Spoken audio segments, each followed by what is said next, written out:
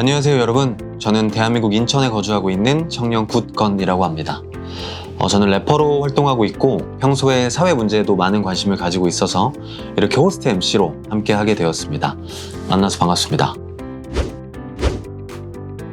여러분은 이 영상을 왜 클릭하셨나요? 혹시 미얀마에서 도대체 무슨 일이 일어나고 있는 거지? 대체 군부는 어떻게 저렇게 당당하게 일반 시민들에게 잔혹한 짓을 저지르는 거야? 라는 궁금증에 찾아오신 건 아닌가요? 그렇다면 제대로 찾아오셨습니다. 지금 이 영상을 만드는 저희도 여러분과 같은 마음이기 때문입니다. 올해 2월 1일 미얀마에서 군부 쿠데타가 일어난 이후로 점점 악화되는 상황을 보면서 답답한 마음을 느끼던 저희는 한국에 계신 미얀마 활동가분과 만나게 되었고 이분과 함께 미얀마의 상황을 더 많은 사람들에게 알리고자 이 영상을 만들게 되었습니다. 앞으로 저희는 미얀마 현지에서 오는 소식을 여러분께 지속적으로 전해드릴 예정입니다. 또 미얀마 활동가분과 함께 대화하면서 여러분이 미얀마에 대해 궁금해하실 질문들, 현재 상황부터 미얀마의 역사와 문화 등에 대한 다양한 물음에 답변을 해드리고자 합니다. 끊임없이 소통하면서 미얀마 국민들과 어떻게 함께할 수 있을지 생각하고 나아가 행동으로까지 이어졌으면 좋겠습니다.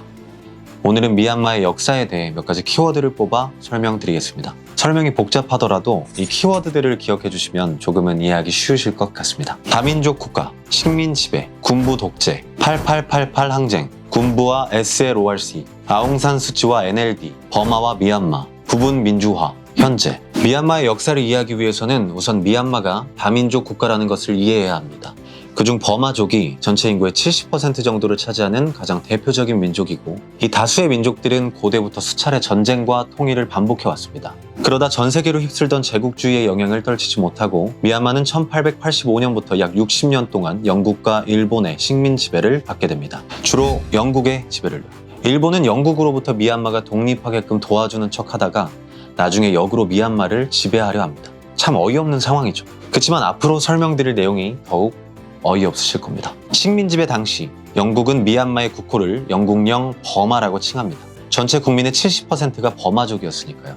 그런데 식민지배 때 붙여진 버마라는 이름을 다수의 국민들이 아직까지도 사용합니다. 우리가 아는 미얀마라는 이름을 두고 말이죠. 그 이유는 뭘까요? 그 배경엔 군부의 독재가 있습니다. 영국의 지배를 받던 미얀마는 1948년 버마 연방이라는 이름으로 독립을 하게 됩니다. 당시 미얀마의 독립에는 아웅산 장군이 큰 기여를 했고 지금까지도 아웅산 장군은 미얀마의 독립 영웅으로 자리하고 있습니다. 그렇지만 그는 미얀마가 독립하기 바로 전해에 목숨을 잃고 맙니다. 그가 살아있었다면 미얀마의 오늘은 조금 나은 상황이었을까요? 안타깝게도 민간 정부가 이끄는 버마 연방은 중심을 잡지 못하고 사회 경제적으로 점점 불안정해지고 맙니다. 그러던 1962년 조용히 세력을 키워오던 네윈 장군이 쿠데타를 일으킵니다. 이때부터 2011년까지 어쩌면 현재인 2021년까지 미얀마에 약 60년 동안 이어지는 지독한 군부 독재의 역사가 시작됩니다.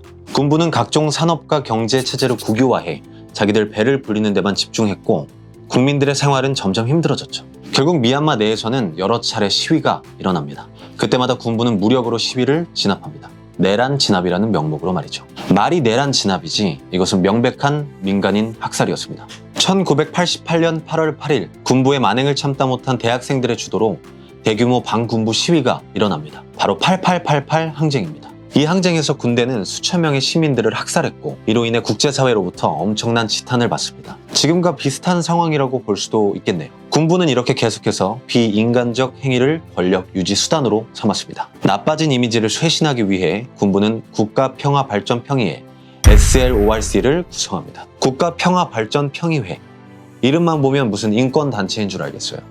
실상은 그 반대죠. SLORC는 국회 선거를 계획하고 국호를 미얀마 연방으로 바꿉니다. 버마라는 명칭은 버마족 외의 소수민족을 배척하는 것이고 영국 식민 지배의 잔재라는 명목이었습니다. 어찌 보면 꼭 틀린 말은 아니기도 합니다만 이 군부 이미지 쇄신을 위한 정책이 지금까지도 국제사회에서 버마와 미얀마가 혼용되게 된 계기가 됩니다. 미얀마 국민들, 특히 반체제 운동가들이 버마를 주로 사용하는 이유 아시겠죠? 군부의 독재를 떨치지 못했지만 8888 항쟁은 이후 미얀마 민주화에 엄청난 영향을 줍니다. 아웅산 장군의 딸 아웅산 수치에 의해 민주주의 민족동맹정당 NLD가 만들어지고 전 국민적 지지를 받습니다. 이후 1990년 군부 통치 이후 처음 열린 자유로운 분위기의 선거에서 NLD는 압도적으로 승리합니다. 그러나 군부는 이 결과를 받아들이지 않고 2011년까지 독재를 이어갑니다. 아니 이럴 거면 선거는 왜 한 거죠? 군부가 독재를 이어가는 동안 국제사회에서 비판의 목소리가 커졌고 이는 미얀마에 대한 경제 제재로까지 이어집니다. 미얀마 국민들도 계속 민주화를 주장했고요. 이에 미얀마 군부는 부분 민주화를 계획합니다. 부분 민주화라는 단어에서 벌써 결과가 예상되시죠? 2010년 총선 전 2008년에 군부가 헌법을 개정하는데 내용이 가관입니다. 이후 군부가 개정한 헌법하에 진행된 2010년 총선에서 군부의 지원을 받는 통합단결발전당 USDP가 전체 득표수의 80%를 차지합니다. 군부가 발표하기로는 말이죠. 많은 국제기구와 인권단체에서는 군부가 부정한 방법으로 선거에 개입했고 재선거를 실시해야 한다고 주장했습니다. 물론 군부는 이를 무시하고 2011년 USDP에게 권력을 넘겨주게 됩니다. 공식적으로는 군부가 해체되었지만 해체된 게 아닙니다. USDP를 내세우고 뒤에서 조종했죠. 어쨌든 새 정부는 아웅산 수치를 오랜 가택연금에서 풀어줍니다. 국민들이 좋아할 만한 여러 가지 개혁도 실시해요. NLD가 선거에 입후보하는 것을 허가하기도 합니다. 그 결과 2015년에 치러진 총선에서 민주정당인 NLD가 압도적 승리를 거두고 2016년에는 군부 통치 이후 처음으로 비군부 출신 대통령이 당선됩니다. 또 법적으로 대통령이 될 수 없던 아웅산 수치가 그의 국가 고문이 되기도 합니다. 우리나라로 치면 국무총리 정도라고 할 수 있겠네요. 이렇게 민주화의 바람이 불자 그동안 군부가 마음대로 바꿨던 헌법도 민주적으로 개정하려는 시도 또한 이어집니다. 군부의 입지가 점점 좁아집니다. 2020년 총선 결과는 군부정당 USDP의 참패, 민주정당 NLD가 압승을 거둡니다. 이번에는 안 되겠다 싶었는지 군부와 USDP는 2020 총선을 부정선거로 매도하며 결과를 부정합니다. 그리고 올해 2월 1일 미얀마 육군 장군인 민 아웅 흘라잉이 쿠데타를 일으킵니다. 군부는 1년간의 국가 비상사태를 선포하고 국경 폐쇄, 여행 금지, 전자통신 금지 등 폐쇄 조치를 실시해 미얀마 국민들을 고립시켰습니다. 4월인 현재 알려진 사망자만 700명이 넘었습니다. 군부가 시위 사망자 시신을 넘겨주는 대가로 돈을 받고 있다는 소식이 들려옵니다. 사실 지금 군부에 필요한 것은 돈이 아닙니다. 이미 지난 수십 년간 국민들을 수탈해온 군부가 원하는 것은 권력입니다. 무자비한 학살에 대한 공포로 국민들을 휘어잡으려고 하는 것입니다. 미얀마 국민들은 과거 군부가 내세웠던 내란 진압이라는 명분조차도 주고 싶지 않았기 때문에 지금까지 평화 시위를 해왔습니다. 그러나 지금 미얀마 국민들은 무장하지 않으면 내 아이, 부모, 친구가 위험한 상황입니다. 감히 누가 이 사람들을 비난할 수 있을까요? 이 상황을 밖에서 지켜보는 우리가 할 수 있는 일은 우선 미얀마에 지속적으로 관심을 갖는 것, 그들이 고립감을 느끼지 않고 계속 민주화 시위를 이어갈 수 있도록 지지하는 것입니다. 다음 영상부터는 미얀마 현지에서 오는 영상과 사진들을 전해드리고 함께 이야기 나눌 예정입니다.